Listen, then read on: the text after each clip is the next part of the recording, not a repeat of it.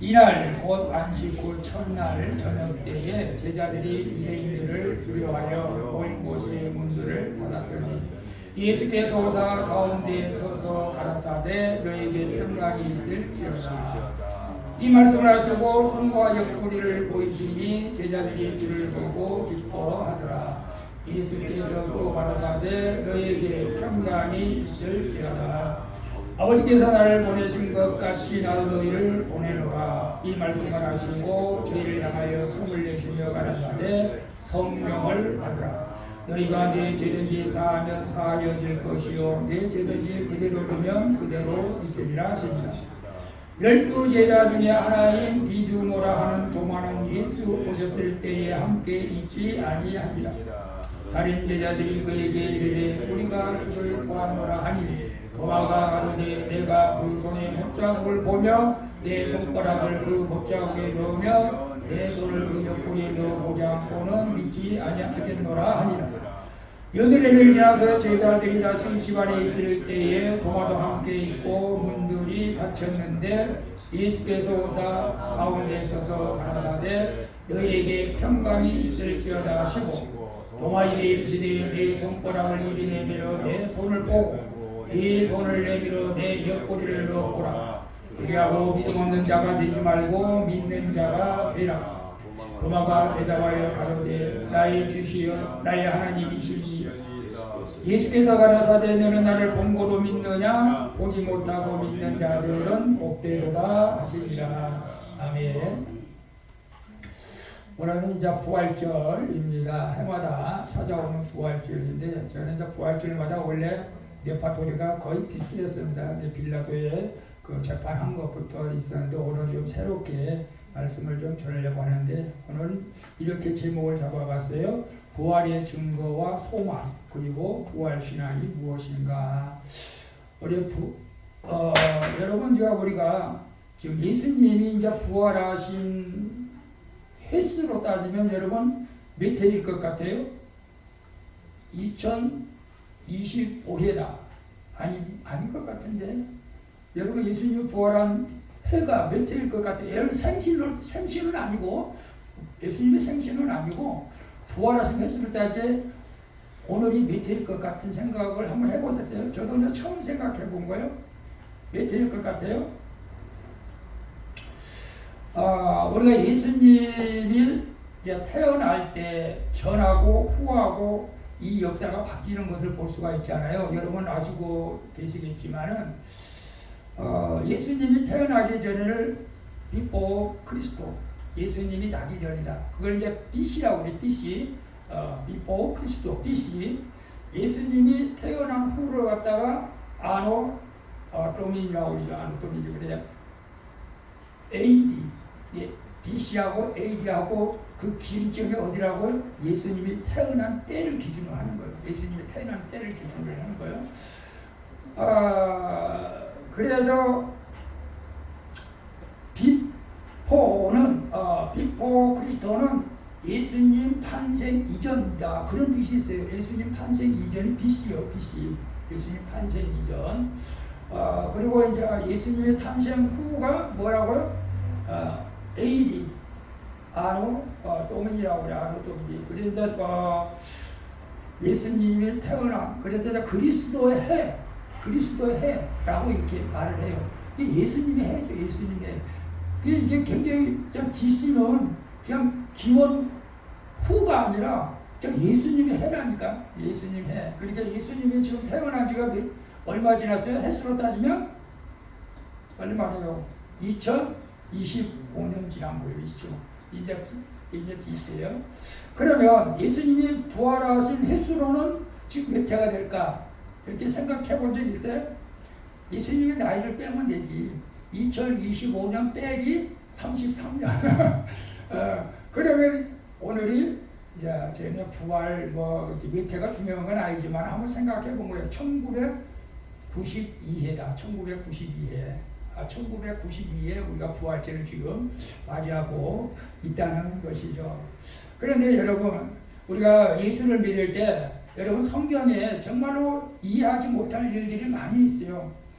원래 창세기 보면 이제 하나님이 태초에 천지를 창조하신 것부터 하나님이 천지를 창조하신 것부터 믿어지지가 않으면 이 부활도 못 믿는 거죠. 사실은 우리가 성경을 읽으면은 정말로 믿어지지 않는 일들이 많이 있지만 하나님께서 우리 모두에게는 은혜를 주셔서 이게 믿어지게 하는 거예요. 이게 감사하는 거죠. 사실은 저도 뭐 이거 뭐 처음부터 믿어집니까? 저도 못 믿었어요.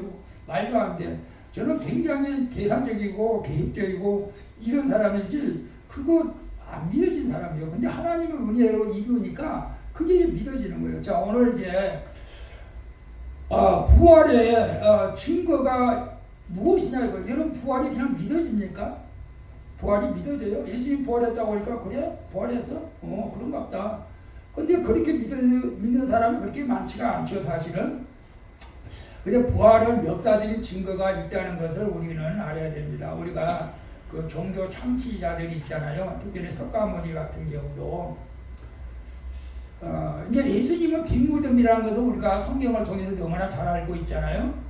근데 석가모니는 이제 사망을 했잖아요. 그 화장터, 석가모니 무덤은 쿠시나가로 화장터에 예언자 뭐 사원이 있다고 그래요. 무덤이 있다는 거예요. 이게 불교 믿는 사람들 그게 사원이 성지가 되는 거죠. 그 무덤이 성지가 되는 거예요. 우리 예수님 무덤이 성지가 됩니까? 찾아가지도 않아요. 아무것도 없으니까. 무하마드 이슬람교 참치자죠. 무하마드라고 하죠. 사우디아라비아 메다니 사원에 있다고 그래. 메다니 여인의 품에 돌아갔어요. 근데 석가모니나 무하마드도 부활에 대해서는 말을 하지 않았어요. 부활에 대해서는 언급하지 않았고 아마 석가모니는 죽은 후에 뭐 이렇게 환생에 대해서 말했지요. 그런데 공자도 무덤이 있습니다. 공자는 비석까지 지어놓은 무덤이 있어요.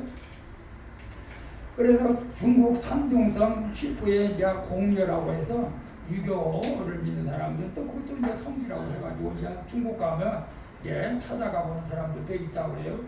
여러분 이렇게 종교 참시자들도 다 무덤이 있는데 우리 예수님은 어떤 무덤이에요? 어떤 무덤이요? 빈 무덤. 무덤은 있는데 아무것도 없는 빈 무덤이라는 것을 뭐 성경을 통해서 우리는 다 알고 있죠. 사실은. 그래서 예수님이 부활하셨다는 첫 번째 증거가 예수님은 무덤이 없다. 무덤이 없다. 그래서 마태마가 누가복음 요한복음에 다 예수님의 무덤이 비어있다. 일관되게 증언하고 있는 것을 보게 됩니다.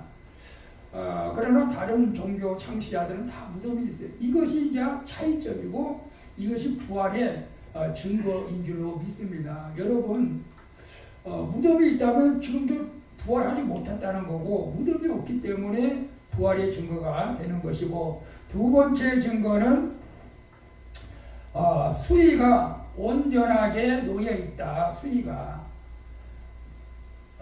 유대인들은 예수님의 제자들이 예수님의 시체를 훔쳐갔다. 이렇게 지금 전설적으로 그렇게 말들을 하고 있죠.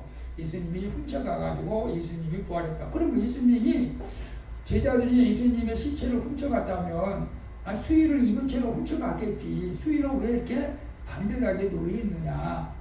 그런 것이죠. 사실은. 그렇지 않겠어요? 예수님을 수의를 벗겨서 알몸으로 훔쳐갔겠어요? 말이 안 되는 소리죠. 사실은. 성경에도 그것이 다 거짓말이라는 것을 말씀하고 있습니다. 그래서 수의가 온전히 보관되어 있어요. 보관되어 있어요. 예수님의 시신을 감싼 천이 헝클어지지 않고 온전히 놓여 있어요. 그래서 이것이 두 번째 증거다. 그래서 예수님은 부활하셔가지고 수의를 그대로 가지런히 놓여 있다. 그 다음에 세 번째 증거는 뭐냐? 세 번째 증거는 목격자들이 많아요. 목격자들. 첫 번째 부활하신 예수님을 만난 여자가 막달라 마리아와 여자들이 막달라 마리아 7귀신. 그래서 새벽 2명에 예수님 무덤에 갔더니 거기서 첫 번째로 예수님을 만난 사건이 있습니다. 그래서 요한복음 20장 15절에 예수께서 가라사대 여자여 어찌하여 울며 누가 참된 자신이 마리아가 그가 동산직인 줄 알고 가르되 주여 당신이 옮겨갔거든 어디 두는데게 이르소서. 여기서 이제 예수님과 만나는 장면이죠. 여러분 그래서 부활절날은 사실 새벽 예배가 굉장히 중요하죠, 여러분. 요즘 그런 좀 한양대 성경학자들이나 또 주의 종들 목사님들 보면은 성경에서 약속하신 거 뭐냐면 모든 하나님의 일들은 새벽에 많이 일어났다. 새벽에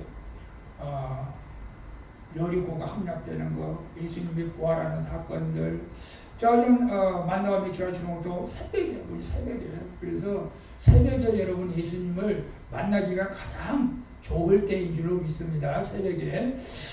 자, 부활하신 예수님을 첫 번째는 막달라마로 한 여자들이 만나고, 두 번째로는 엠마오로 하던 두 제자들이 예수님을 만났는데, 사실은 처음에는 몰라왔죠. 사실은 처음에는 몰라왔어요. 그러나 나중에 떡을 떼면서 나눌 때 예수님을 알아봤는데, 그때는 이미 예수님이 사라진 뒤였습니다. 그리고 베드로에게 그 다음에 세 번째로 나타나셔가지고 누가복음 24장 34절에 주께서 과연 살아나시고 시몬에게 나타나셨다. 그리고 고린도전서 15장 5절에 게바에게 보이시고 후에 12제자에게 보이시고, 이게 증거들이 있어요. 증언들이 있어요. 여러분 재판을 받아본 경험이 있나요? 재판을 받을 때에 항상 증거가 있어야 되고 증언을 해주는 사람이 있어야 돼요. 그게 굉장히 큰 역할을 하잖아요, 사실은. 그래서 부활하신 예수님을 본 사람들이 많이 있고, 자, 그리고 그뿐 아니라 11제자에게도 나타나셨고, 그 다음에 갈릴리 바다에서 7제자에게도 나타나셨고, 그 다음에 고린도전서 15장 6절을 보니까 그 후에 500명의 성도들, 형제들에게 일시에 보이셨다. 그리고 사도 바울은 마지막으로 자기가 예수님을 맨 나중에 고린도전서 15장 8절에 만삭되지 못한 나에게도 예수님을 보여주셨다고 말씀하고 있습니다. 아니, 그분들을 예수님 봤으니까 믿겠죠. 나는 예수님을 못 봤으니까 못 믿겠어 라고 한다면 지금 여러분의 믿음은 도마의 신앙이겠죠. 도마의 신앙. 여러분 예수님을 만나서 내가 믿겠습니다 라고 하면 여러분 만나달라고 한번 해보세요. 여러분 주님 만나달라고 하면요 만나주십니다. 여러분의 기도를 들어주시는 거예요. 자, 첫 번째 증거가 뭐라고 그랬죠? 빈무덤이었다. 두 번째 증거는 수위가 온전히 누워있고, 세 번째 증거는 많은 사람들이 이제 증언하시고, 네 번째 증거가 뭐냐? 네 번째 증거는 부활하신 예수님을 보고 제자들이 변화됐다는 것이죠. 제자들이 변화됐어요. 여러분, 예수님이 부활하기 전에는 예수님의 제자들이 다 각기 흩어져 가지고, 베드로는 다시 고기 잡으러 가고 다 낙심하고 제자들이 뿔뿔이 흩어져 가지고, 아이고 이제 내가 또 살 길을 찾아야지 라고 하면서 뿔뿔이 흩어졌잖아요. 근데 예수님이 부활하셔가지고 찾아갔었어요. 제자들 찾아가 만나주셨어요. 그 후부터 제자들이 삶이 완전히 바뀌었다는 것이죠. 그렇지 않겠어요? 어떻게 바뀌었어요? 제자들 삶 완전히 죽으면 죽으리라 하고 복음을 전하는 완전히 주님의 일꾼으로 바뀌게 된 역사가 일어나게 된 거예요. 여러분 이게 확신하지 않으면 누가 목숨을 바치면서 순교하면서 복음을 전하겠어요? 내가 부활해서 예수님을 확실히 봤으니까 내가 목숨을 죽더라도 후회할 수가 없는 거예요. 왜? 나도 부활하니까. 여러분 이런 제자들의 변화가 확실하게 예수님을 부활을 증거했다고 보고, 그 다음에 마지막 다섯 번째는 교회의 탄생과 성장이다. 예수님이 부활하지 아니하였더라면 교회는 탄생할 수가 없다. 예수님이 부활하셨기 때문에 교회가 탄생한 거죠. 물론 오순절 다락방에서 성령을 받아가지고, 왜 성령을 받았어요? 예수 부활을 보고 나서 뜨겁게 기도하니까 성령을 부어서 예수님이 말씀하신 약속대로 내가 맨날이 못 대해서 너희들에게 성령을 보내주겠다. 이 성령을 보내니까 더 뜨거우신 거예요. 예수님 부활을 봤죠. 성령에 충만했죠. 그리고 나니까 제자들이 어떻게 해요? 이야, 이거 우리가 이렇게 살면 안 된다. 이제 우리가 주님을 위해 살아야 된다. 그러면서 복음 전하기 시작하니까 많은 사람들이 모여들잖아요. 초대교회에 많은 사람들이 모여들면서부터 그때부터 이제 교회가 된 거예요. 그래서 오늘날 엄청난 교회들이 많이 생겼잖아요. 여의도에서 큰 대형 교회도 생기고 폭발적으로 오늘까지 교회가 이렇게 성장하고 있는 것을 봅니다. 이런 것들이 저는 부활의 증거라고 믿습니다. 자, 그렇다면 두 번째로 우리가 부활의 우리의 소망이 무엇입니까? 소망이 무엇이냐? 예수님 부활하고 우리하고 어떤 관계가 있느냐? 예수님이 부활하셨는데 우리하고 아무런 관계가 없다면 그런 의미가 없잖아요. 그래서 이 부활이 우리의 소망이 무엇일까 해서 저는 영생의 소망을 준다고 저는 믿습니다. 그래서 예수 그리스도의 죽은 자 가운데서 부활하심으로 말미암아 우리에게 거듭나게 하사 산 소망이 있게 하셨다. 산 소망이. 베드로전서 1장 3절에 그렇게 말씀하고 있어요. 이제는 내가 사는 것이 그전에는 무의미하게 살았지만은 지금은 분명한 살 이유가 있다는 거예요. 살 이유가 있다는 거예요. 그리고 그전에는 어떤 어려움이 와도 금방 낙심하고 절망하고 포기하고 이랬지만은 그 소극적인 마음에서 적극적인 상태로 바뀌어진 거예요. 다시 말하면 두려움이 사라졌다. 저는 그렇게 생각해요. 두려움이 사라졌다. 야, 그전에는 사람만 만나도 두렵고 여자들은 그렇잖아요. 어떤 사람 만나도 두렵고 저 사람 만나면 두렵고 근데 그런 두려움이 사라진 거예요. 길거리 가서 밤에 혼자 다녀도 두려움이 사라진 거예요. 죽음을 두려워하지 않는 영생을 소망하는 그런 삶을 살게 된 거예요. 여러분, 많은 사람들이 사실은 죽음을 두려워하지 않는다고 말하기는 어렵잖아요. 누구나 죽음을 두려워하죠. 그런데 예수 그리스도의 부활에 보니까 이거 죽음은 우리하고 별로 그렇게 크게 문제가 되지 않는 거예요. 그러니까 이것까지도 우리가 두려면서 사라지게 된다. 그래서 영생의 소망을 주고 그 다음에 두 번째는 새 창조의 소망을 주셨다. 새 창조의 소망은 뭐냐면 부활은 단순히 죽은 자가 다시 살아나는 것을 넘어서 새 창조. 다시 말하면 그리스도께서 고린도전서에 보니까 15절 예수께서 부활의 첫 열매가 되셨는데 자, 그 뒤를 위해서 우리도 이제 예수님이 재림하실 때 이제 부활하게 된다는 것을 말씀하고 있습니다. 여러분, 우리가 예수를 믿어서 부활하게 되면은 영원한 천국에 들어가는 것. 이게 새 창조입니다. 새 창조. 여러분 그것을 믿으셔야 돼요. 이걸 믿지 않고는 우리가 삶의 변화가 있을 수가 없다는 것이죠. 사실은. 그래서 우리는 어떤 환경 가운데서도 이 부활 소망이 있기 때문에 두려워할 수도 없고 영원한 천국을 사모하기 때문에 이 땅에서 그렇게 많은 것에 대해서 연연할 필요가 없다. 뭐 여러분 돈을 많이 벌지 말라는 것이 아닙니다. 이 땅에서 잘 살지 말라는 것이 아니고 내가 하나님의 나라의 소망을 줄 때는 그 무엇보다도 이 땅에 있는 것보다 하늘나라의 소망의 가치를 두고 살아간다는 것이죠.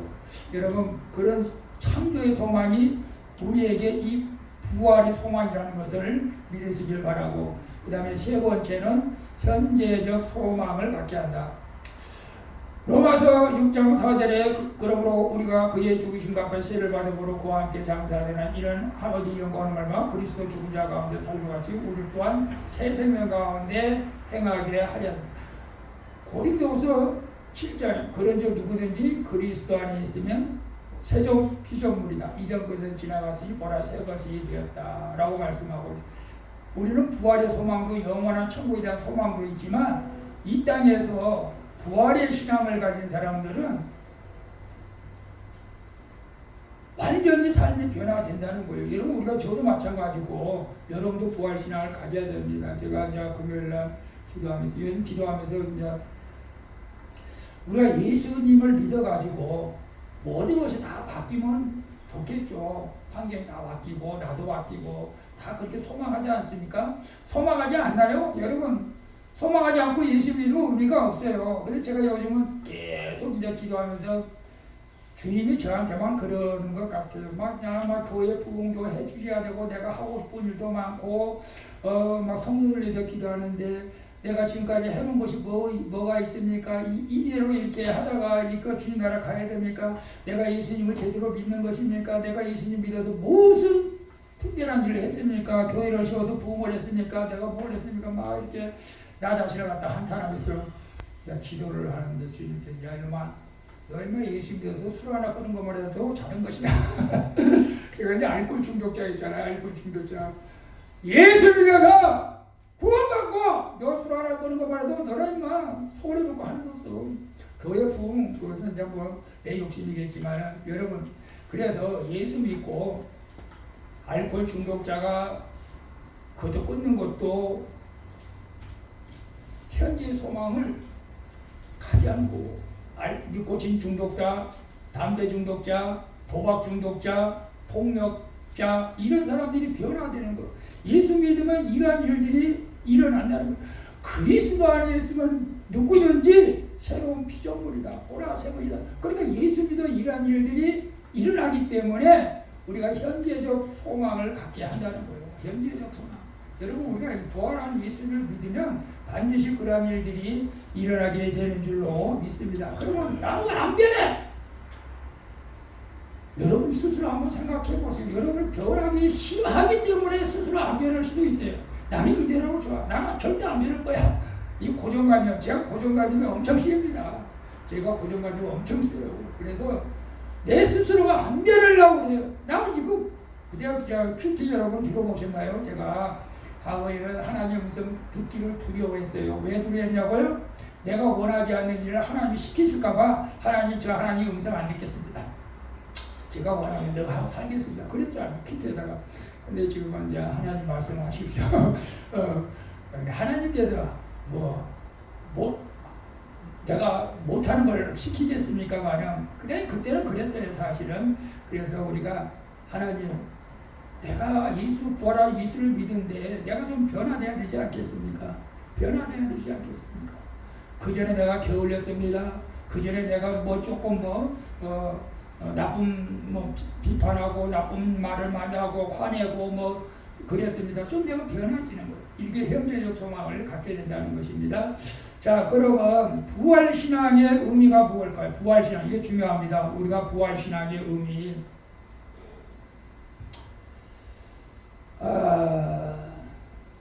기독교는 십자가 신앙, 부활 신앙, 재림 신앙 이렇게 말들을 합니다. 근데 기독교의 신앙의 본질이 바로 부활입니다. 부활. 기독교 신앙의 핵심이 부활입니다. 그래서 기독교에서 부활을 빼버리면 기독교는 없는 거예요. 없어요. 기독교는 없어요.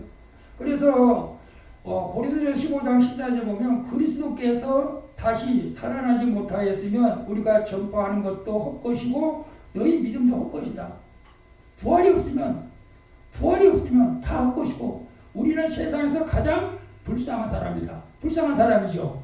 여러분 부활이 없으면 세상 사람들은 산으로 들러 날씨 좋은데 놀러가고 얼마나 어떻게 보면 좀 부럽기도 하죠. 근데 우리는 이 조그만 이 교회 와서 예배 드리는데 여러분 부활이 없다면 얼마나 불쌍합니까 사실은. 근데 우리는 부활이 있습니다. 아멘. 부활이 있기 때문에 우리는 그거 부러워하지 않습니다. 산에 가고 들러 가고 그런 거 부러워하지 않습니다. 기독교의 본질이 부활입니다. 부활. 그 다음에 죄와 죽음의 권세를 이긴 승리가 바로 부활입니다. 부활. 사망 권세를 이기시고 예수님이 부활하신 것을 우리는 너무나 잘 압니다. 그래서 우리도 예수님처럼 얼마든지 사망 권세를 이길 수가 있다는 거예요. 이길 수가 있어요.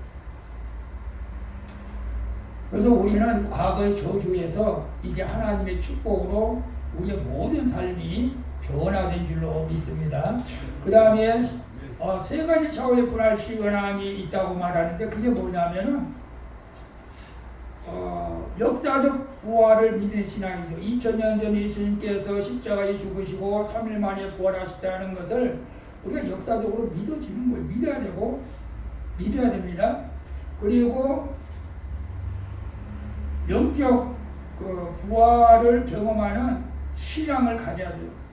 새 생명, 여러분 이제 변화가 나타나는 거예요.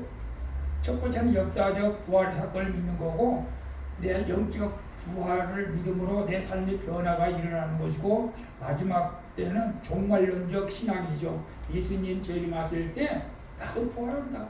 물론 뭐 2000년에 죽은 사람도 부활하겠죠. 아니 그 지금까지 죽었던 각마다 머리가 좀 복잡해요. 아니 지금까지 죽었던 사람들이 다 부활하면 그 숫자가 어마어마할 텐데 그거 하나님이 다 기억하십니까? 정말 이렇게 좀 묻고 싶거든요. 사실은 때로는 하나님이 그거 기억 못하겠어요. 다 아시죠. 우리가 하나님의 수준을 평가할 수는 없어요. 그래서 역사적 부활의 증거도 믿어야 되고, 그리고 영적 부활을 경험해서 그리스도와 함께 죄에 대해서 죽고 새 생명 나를 얻었다. 나는 이제 과거는 죽었다. 과거는 흘러갔다. 과거는 죽었다. 여러분 그런 사람 있어요? 과거는 이제 의미가 없어요. 과거는 죽었다. 그리고 이제 다시 재림신앙, 종말론적 시간을 우리가 가져야 될 줄로 믿습니다. 그 다음에 이게 굉장히 중요합니다. 네 번째, 공동체적인 의미가 부활신앙하고 관계가 있습니다. 그래서 여러분, 내가 부활신앙을 믿는데 나 혼자만 잘 되면 된다. 노. 그건 아니야. 부활신앙이라고 하는 것은 개인적인 차원을 넘어서 공동체적 의미를 가져야 된다. 부활신앙은 나 혼자 신앙은 아닙니다. 나도 살고 다른 사람도 살리는 것이 부활신앙이고, 예수님께서 우리 무리들에게, 예수님의 제자들에게 찾아왔지 않습니까? 그래서 저는 그런 생각을 합니다. 이 공동체 신앙이라고 하는 것은 내가 부활신앙을 경험했다면 많은 사람들에게 기쁨을 주고 평안을 주고, 더 나아가 우리가 복음을 전해야 되는 줄로 믿습니다. 나 혼자만 먹고 살기 위해서 신앙생활하는 사람 있습니까? 나 혼자만 잘 되기 위해서 신앙생활 하나요? 이것은 잘못된 신앙생활입니다. 물론 구원은 내가 믿음으로 받아야, 나 혼자 받아. 그러나 내가 부활신앙을 가지고 있다면 나보다 남이 잘 되기를 기도해 줘야 되고, 정말 그들의 영혼이 잘 되기를 우리가 복음을 전파해야 될 줄로 믿습니다. 그래서 이제 오후에는 제가 이제 계란을 많이 준비해놓고 5봉지 쪽으로 5봉지나 가져와서 복음을 전합시다라고 이제 계획을 하고 있는데, 자, 모르겠어요. 그렇게 할 줄로 믿습니다. 자, 그러면 여러분이 내가 지금 부활 신앙을 가지고 있을까? 부활 신앙을 가진 사람들은 어떤 사람들일까? 말씀을 한번 전해보도록 하겠습니다. 부활 신앙을 가진 사람들의 특징이 있어요. 특징. 부활절을 나와서 예배드리는 게 특징일까요? 예배 드려야죠, 당연히. 부활 신앙을 가진 사람들은 소망이 가득하다. 소망이 있어요. 꿈이 있어요. 어떤 환경 가운데서도 소망을 잃지 않게 되는 것이죠. 여러분이 소망이 없습니까? 소망을 가져야 돼요. 이 땅에서도 가져야 돼요. 꿈을 가져야 돼요. 저는 여러분들에게 아파트 작은 평소에서 큰 평소 가는 거 꿈을 가져야 돼요. 직장 사람들이 승진하는 거 꿈을 가져야 돼요. 그리고 저 꿈은 내가 주인 나라 가지고 이거 참 잘 살다 왔다. 믿음 생활 잘했다. 그런 칭찬받는 소망이 우리에게 있어야 할 줄로 믿습니다. 내가 꿈이 없으면 망한다고 그랬잖아요. 꿈을 가져야 됩니다. 이 부활신앙은 꿈을 갖는 거예요. 그 다음에 부활신앙은 여러분이 이제 내가 부활신앙을 가졌다고 하는 것은 모든 사람과 용서하고 화해할 수 있어야 돼요. 모든 사람과. 주님께서 부활하시고 나서 3번 수제자 베드로가 예수님을 부인했는데, 예수님한테 나타나가지고 화를 냈으니까 너 그럴 줄 몰랐어. 어떻게 네가 수제자가 나를 그렇게 부인하냐? 에이 못된 놈. 이렇게 하지 않았잖아요. 다 용서하고 이해하고 사랑으로 감싸 준 것을 보게 됩니다. 그래서 우리 부활신앙을 가진 사람들은 원수가 없어요. 원수가 없어요. 원수가 있으면 안 됩니다. 다 사랑으로 우리가 감싸야 되고, 아직도 화해하지 못한 사람이 있으면 화해를 해야 돼요. 이게 부활신앙을 가진 사람들의 특징이라는 것을 여러분 기억하시고, 아직도 내가 원수가 있어요. 저 인간은 죽어야 돼. 저 인간은 반드시 심판받고 이 땅에서 잘 되면 안 돼. 그런 마음을 가진 사람이 없는 줄로 믿습니다. 그 다음에 부활신앙을 가진 사람은 담대함과 희생정신이 있다는 거예요. 희생정신. 여러분 초대교회 그래서 초대교회 그 제자들뿐만 아니라 그 집사들, 빌립 집사도 마찬가지고 스데반 집사도 마찬가지고, 스데반 집사가 얼마나 담대하게 복음을 전했습니까? 돌에 맞아가면서 순교하면서도 복음을 전했지 않습니까? 여러분 뭐가 두렵습니까? 이 부활신앙을 가진 사람은 죽음이 두렵지 않는 거예요. 제가 여러분에게 언젠가 말씀드렸잖아요. 자, 이 세상에서 누가 가장 무섭습니까? 그러니까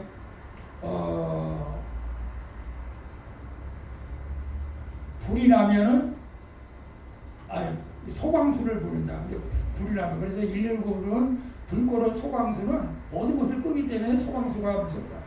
아니다.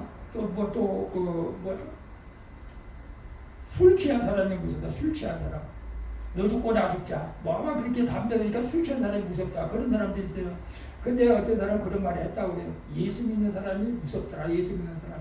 죽여라 죽여. 나는 죽어도 천국 간다. 부활하면 낫고 산다. 여러분 이런 담대함이 있다는 거예요. 이런 담대함. 그런 담대함이 있었기 때문에 초대교회에 그런 순교자들이 일어나게 되고, 그런 사람들이 선교지에 나가서 선교하는 거예요. 그런 분들이 선교하는 거예요.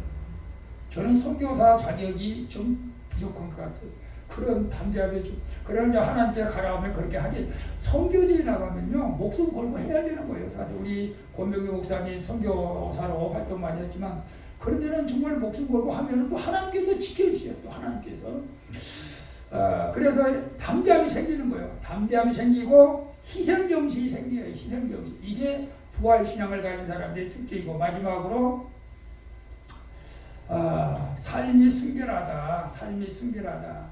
부활의 신앙을 가진 사람들은 그냥 제멋대로 살지 않는다. 그래서 땅의 것을 찾지 않는다. 그래서 고린도서 3장 보니까 그리스도와 함께 살리심을 받았으면 위의 것을 찾으라. 그리스도와 함께 살리심을 받았으면 위의 것을 찾으라. 위의 것을 찾으라. 땅의 것을 생각하지 말라. 너희는 죽었고 너희 생명이 그리스도와 함께 하나님 앞에 감추어졌습니다. 우리 생명이신 그리스도께서 나타나신 그때 너희도 그와 함께 영광 중에 나타나시라. 그래서 우리가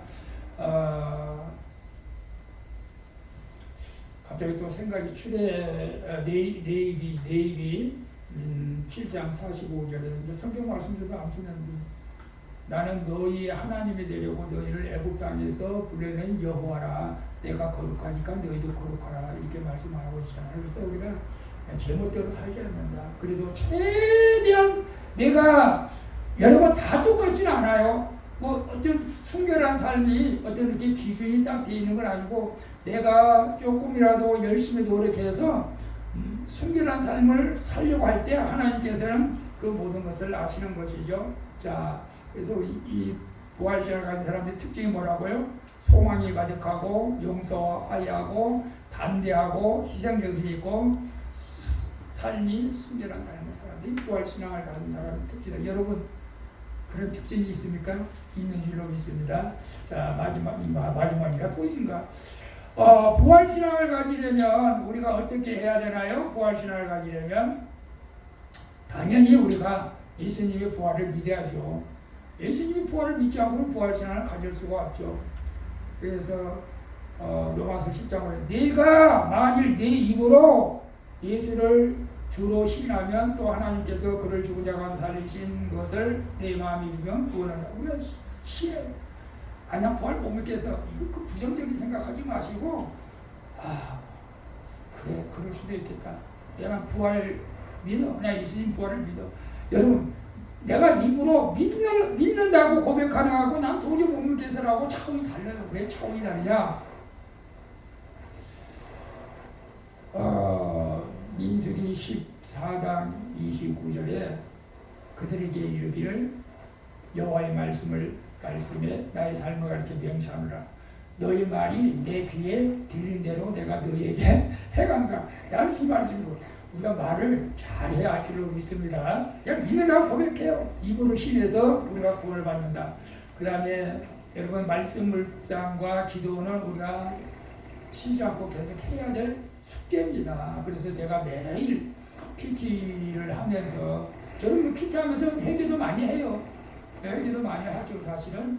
여러분 요새는 제가 이제 AI로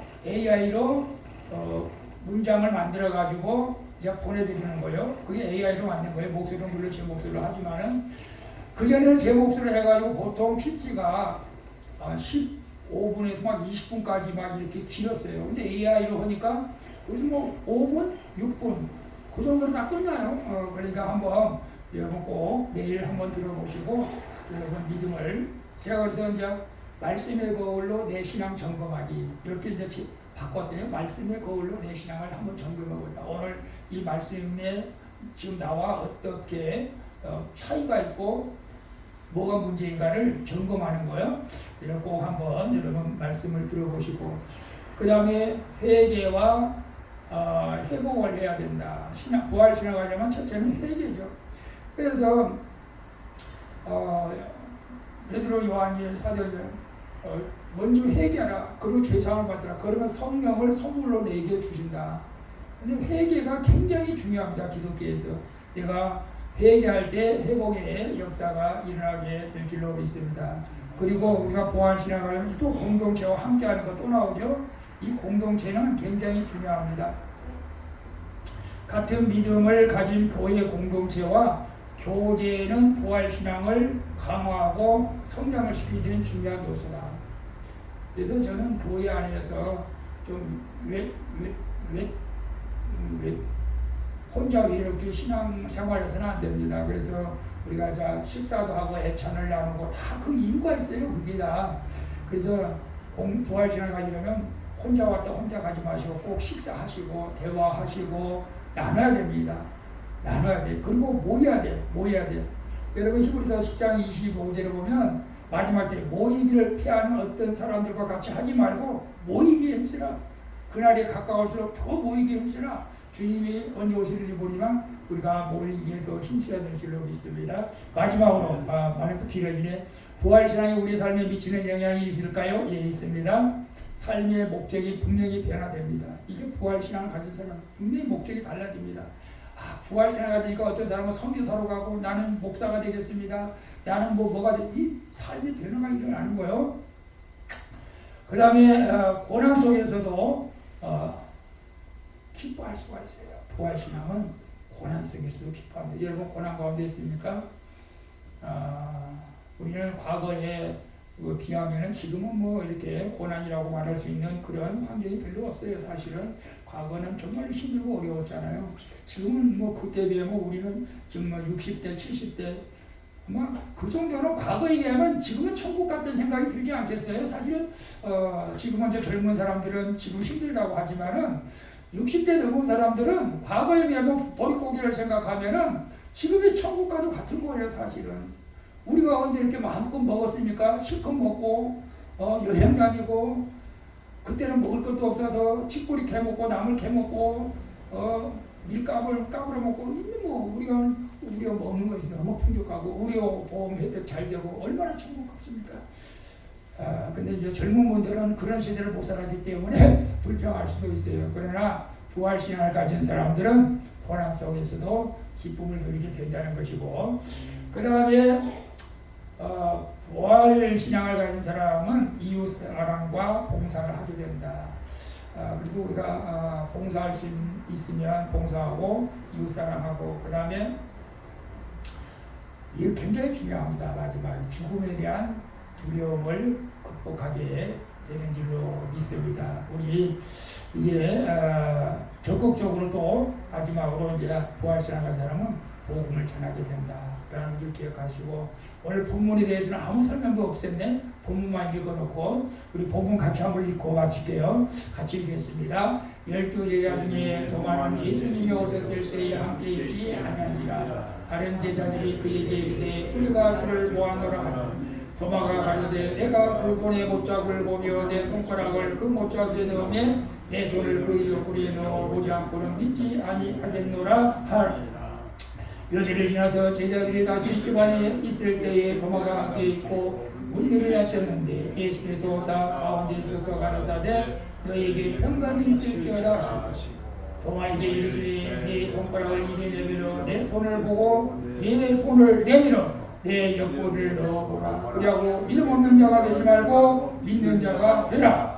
도마가 대답하여 가로되 나의 주시여 나의 하나님이시니이다. 예수께서 가라사대 너는 나를 본고로 믿느냐 보지 못하고 믿는 자들은 복되도다 하리라. 아멘. 본고로 믿느냐 보지 않고 믿는 자가 복되다. 사랑하는 성도 여러분, 예수님의 부활을 보고 믿는 것은 믿음이 아니죠. 보지 않고 예수님의 부활을 믿는 것이 진짜 믿음인 줄로 믿습니다. 오늘 우리가 부활 신앙을 가진다면 이 세상에서 담대하게 살아갈 수가 있습니다. 남에게 영향력을 줄 수가 있습니다. 오늘 우리 예수님의 1992번째 부활주를 맞이해서 오늘 여러분들이 그와 같은 삶을 살아갈 수 있기를 예수님의 이름으로 축원을 드리겠습니다. 다음에 우리 찬양 하도록 하겠습니다.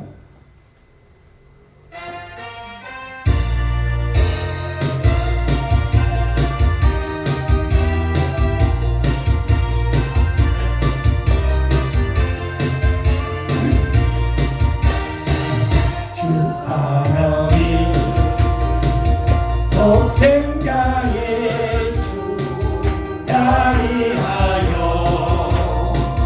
오시었네.